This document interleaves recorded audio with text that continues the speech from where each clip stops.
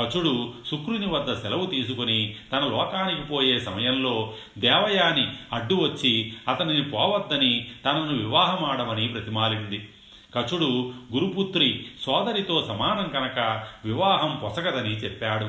అందుకు కోపించిన దేవయాని తన దయతో సంపాదించిన మృత సంజీవని అతనికి పనిచేయకూడదని శపించింది.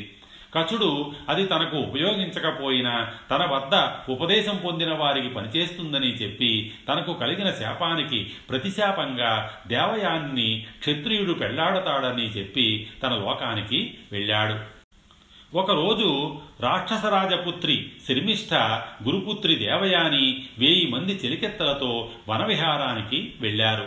అక్కడ కొలను తీరంలో వారు దుస్తులు విడిచి స్నానం చేస్తున్న తరుణంలో గాలికి బట్టలన్నీ కలిసిపోయాయి.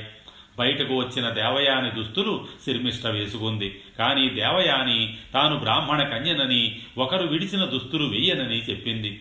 శర్మిష్ఠ కోపగించి, నా తండ్రి దగ్గర సేవ చేసే బ్రాహ్మణుని పుత్రికకి నా దుస్తులు పనికి రాలేదా అని నిందించి ఆమెను ఒక పాడుబడ్డ బావిలో త్రోసి చెలికెత్తలతో వెళ్ళిపోయింది.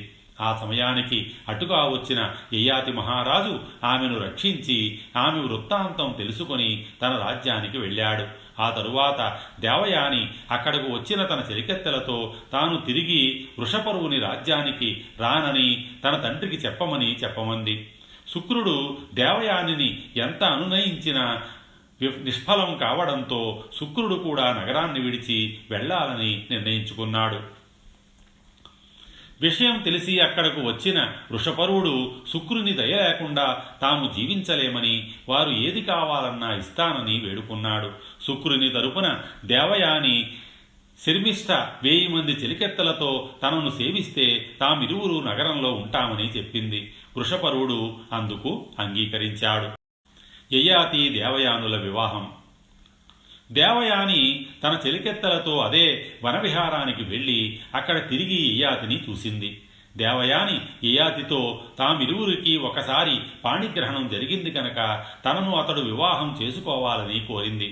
యయాతి బ్రాహ్మణుడు క్షత్రియ కన్యను వివాహమాడవచ్చు, కానీ క్షత్రియుడు బ్రాహ్మణ కన్యను వివాహమాడటం ధర్మం కాదని చెప్పాడు.